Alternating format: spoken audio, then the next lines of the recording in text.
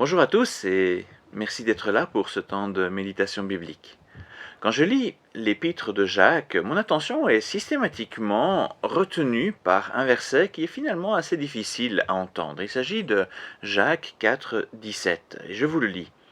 Si donc une personne sait comment faire le bien et ne le fait pas, elle se rend coupable de péché. Avec les graves inondations qui ont touché entre autres la Belgique, nous avons pu constater un bel élan de générosité.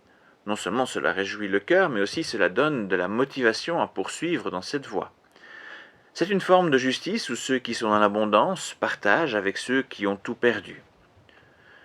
Nous avons toutefois une difficulté qui mérite notre attention.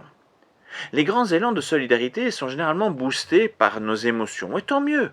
Il est utile d'avoir des aides massives à certains moments critiques. Cependant, vivre la justice comme Dieu nous appelle à le faire tout au long de sa parole nécessite en fait une réaction plus systématique et pas seulement sporadique sur le coup des émotions. Nous ne devons pas attendre les grandes catastrophes, mais déjà simplement ouvrir nos yeux et nos oreilles sur ce qui se passe autour de nous au quotidien. Nous savons que la justice demandée par le Dieu d'amour est assez radicale, et c'est d'ailleurs ce que nous constatons aussi dans ce verset de Jacques.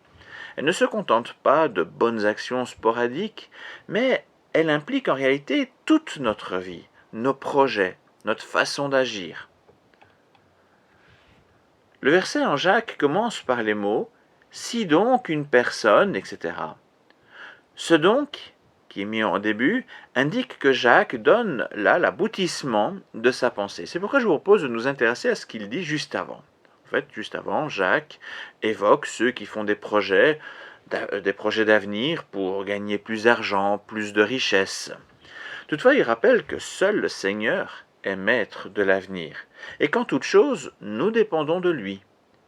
Il ajoute que c'est parce que nous sommes prétentieux et orgueilleux que nous laissons Dieu et sa parole de côté, et que nous ne comptons pas sur lui pour notre avenir. Mais le chrétien n'est pas appelé à suivre cette voie qui l'empêcherait de considérer le bien qu'il est possible d'accomplir, empêchement qui le conduirait au péché par omission. C'est l'aspect négatif du verset que nous avons lu qui ressort là. Mais pour qui veut l'entendre, il peut aussi écouter l'aspect positif sous-entendu dans le verset. Quiconque se confie en Dieu remet devant lui ses projets, mais recevra du Seigneur les moyens pour faire le bien autour de lui. Si nous restons sensibles à la justice telle que Dieu nous l'enseigne dans sa parole, nous découvrirons tous ces moyens que Dieu nous offre pour agir avec bonté. Nous avons alors la responsabilité en tant que chrétiens de ne pas fermer les yeux ou les oreilles, mais d'agir selon nos moyens.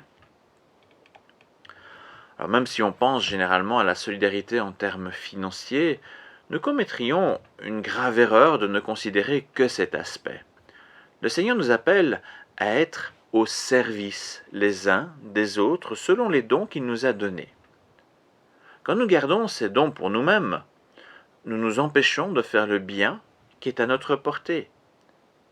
Les avoirs financiers ne sont qu'un don parmi tant d'autres. Les uns disposent aussi de temps, d'autres de bras forts pour aider physiquement, d'autres encore d'un savoir-faire particulier qui peut s'avérer très utile à des moments précis. On peut aussi ajouter à cela tous les dons spirituels.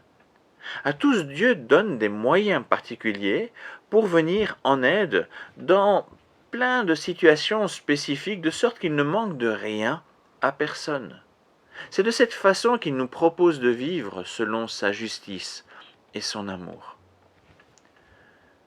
Nous sommes bien entendu régulièrement confrontés à des problèmes pour lesquels nous n'avons pas forcément les moyens d'aider.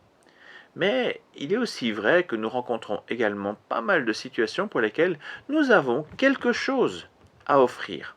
Pas forcément beaucoup, mais au moins une petite part de la solution. Si nous nous laissons accaparer par nos propres projets, il est un fait qu'on passerait complètement à côté de ces occasions parce qu'on serait tellement aveuglé, tellement concentré sur notre projet qu'on ne verrait plus rien d'autre. Mais si nous gardons à cœur cette vocation d'aimer notre prochain, si c'est vraiment cette motivation première qui est là où on met Dieu au centre, si on garde cette vocation de pratiquer la justice, mais nous verrons forcément ces petites et grandes occasions d'accomplir le bien auquel Dieu nous appelle. En répondant à ces sollicitations, nous manifestons notre amour non seulement à notre prochain, mais aussi à Dieu lui-même. C'est également de cette manière-là que Dieu nous appelle à aimer. Merci pour votre écoute et à très bientôt.